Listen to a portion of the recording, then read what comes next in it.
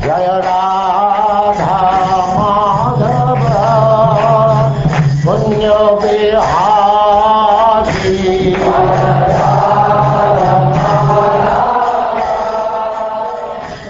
And now chapter 22. Bali Maharaj surrenders his life.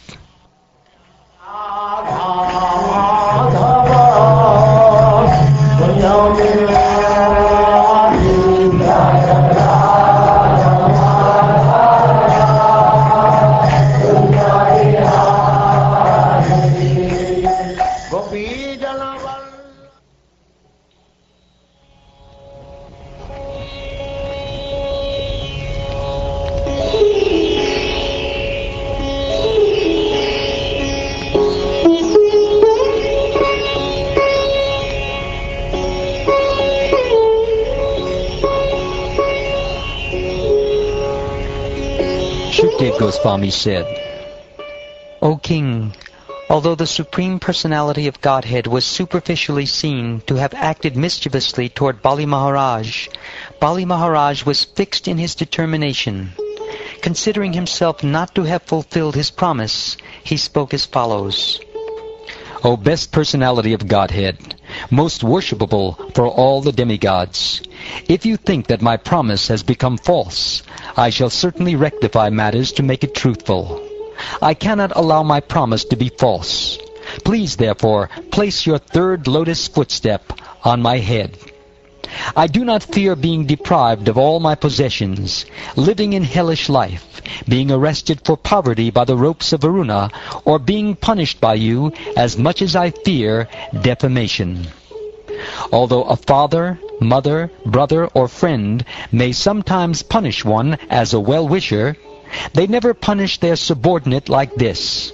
But because you are the most worshipable Lord, I regard the punishment you have given me as most exalted. Since your Lordship is indirectly the greatest well-wisher of us demons, you act for our best welfare by posing as if our enemy. Because demons like us always aspire for a position of false prestige, by chastising us, you give us the eyes by which to see the right path. Many demons who are continuously inimical toward you finally achieve the perfection of great mystic yogis. Your Lordship can perform one work to serve many purposes, and consequently, although you have punished me in many ways, I do not feel ashamed of having been arrested by the ropes of Varuna, nor do I feel aggrieved. My grandfather, Prahlad Maharaj, is famous, being recognized by all in many ways by his father, Hiranyakashipu. He still remained faithful, taking shelter at your lotus feet. What is the use of the material body, which automatically leaves its owner at the end of life? And what is the use of all one's family members, who are actually plunderers, taking away money that is useful for the service of the Lord in spiritual opulence? What is the use of a wife?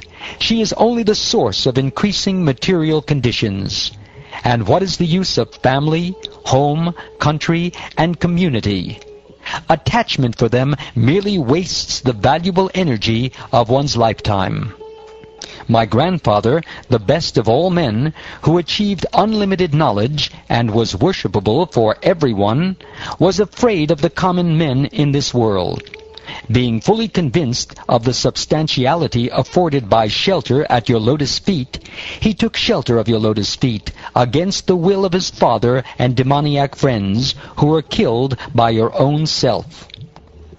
Only by providence have I been forcibly brought under your lotus feet and deprived of all my opulence.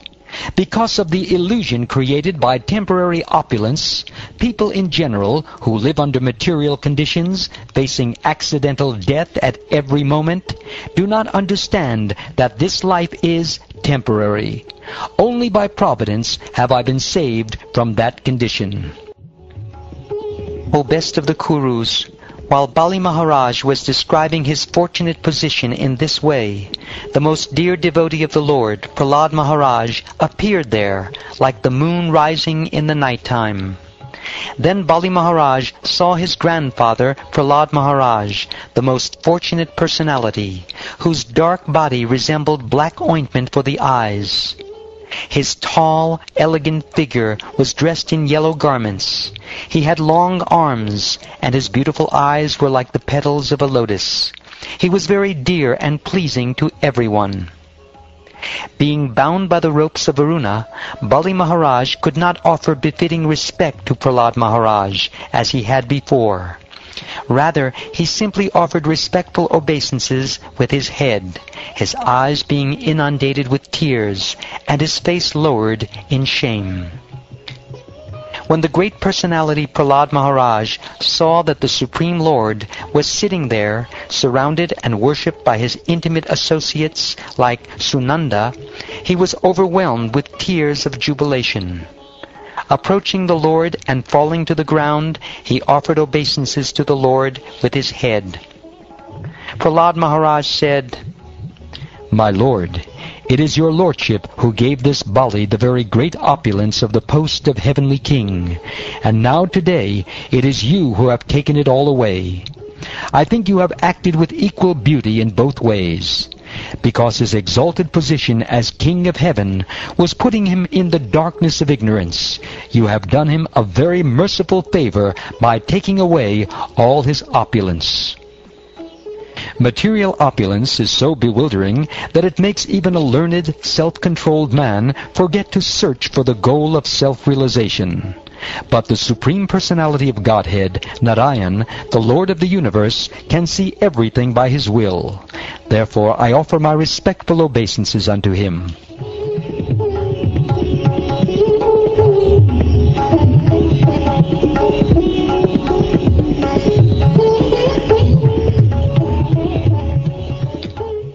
O King Pariksit, Lord Brahma then began to speak to the Supreme Personality of Godhead within the hearing of Prahlad Maharaj, who stood nearby with folded hands. But Bali Maharaj's chaste wife, afraid and aggrieved at seeing her husband arrested, immediately offered obeisances to Lord Vamanadev. She folded her hands and spoke as follows. Srimati Vindhyavali said, "O my Lord, you have created the entire universe for the enjoyment of your personal pastimes, but foolish, unintelligent men have claimed proprietorship for material enjoyment. Certainly they are shameless agnostics. Falsely claiming proprietorship, they think they can give charity and enjoy. In such a condition, what good can they do for you, who are the independent creator, maintainer, and annihilator of this universe?" Then Lord Brahma said, "O well-wisher and master of all living entities, O worshipable deity of all the demigods, O all-pervading personality of Godhead, now this man has been sufficiently punished, for you have taken everything. Now you can release him. He does not deserve to be punished more. Bali Maharaj had already offered everything to your lordship. Without hesitation, he has offered his land, the planets, and whatever else he earned by his pious activities, including even his own body. By offering even water, newly grown grass, or flower buds at your lotus feet, those who maintain no mental duplicity can achieve the most exalted position within the spiritual world. This Bali Maharaj, without duplicity, has now offered everything in the three worlds. How then can he deserve to suffer from arrest?" The Supreme Personality of Godhead said, "My dear Lord Brahma, because of material opulence, a foolish person becomes dull-witted and mad. Thus he has no respect for anyone within the three worlds and defies even my authority. To such a person I show special favor by first taking away all his possessions. While rotating in the cycle of birth and death again and again in different species because of his own fruitive activities, the dependent living entity, by good fortune, may happen to become a human being. This human birth is very rarely obtained.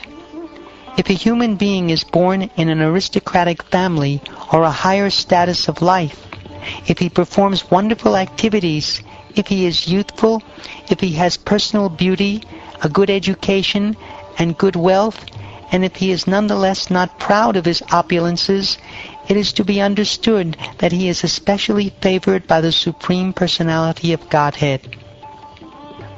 Although aristocratic birth and other such opulences are impediments to advancement in devotional service, because they are causes of false prestige and pride, these opulences never disturb a pure devotee of the Supreme Personality of Godhead. Bali Maharaj has become the most famous among the demons and non-believers, for in spite of being bereft of all material opulences, he is fixed in his devotional service. Although bereft of his riches, fallen from his original position, defeated and arrested by his enemies, rebuked and deserted by his relatives and friends, although suffering the pain of being bound, and although rebuked and cursed by his spiritual master, Bali Maharaj, being fixed in his vow, did not give up his truthfulness. It was certainly with pretension that I spoke about religious principles, but he did not give up religious principles, for he is true to his word. Because of his great tolerance, I have given him a place not obtainable even by the demigods. He will become king of the heavenly planets during the period of the Manu known as Sarani. Until Bali Maharaj achieves the position of king of heaven, he shall live on the planet Sutala, which was made by Vishvakarma according to my order. Because it is especially protected by me, it is free from mental and bodily miseries, fatigue, dizziness, defeat, and all other disturbances. Bali Maharaj, you may now go live there peacefully. O Bali Maharaj, you may go to the planet Sutala, which is desired even by the demigods. Live there peacefully, surrounded by your friends and relatives. All good fortune unto you. On the planet Sutala, not even the predominating deities of other planets, what to speak of ordinary people, will be able to conquer you.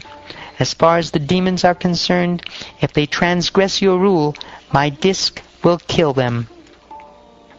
O great hero, I shall always be with you and give you protection in all respects, along with your associates and paraphernalia.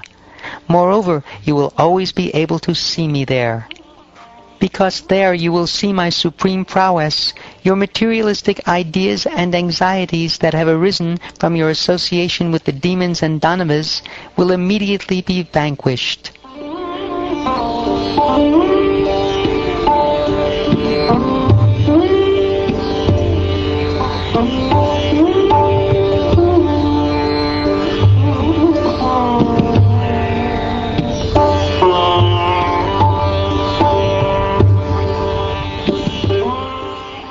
Thus ends the 22nd chapter of the 8th canto of the Srimad Bhagavatam, entitled Bali Maharaj Surrenders His Life.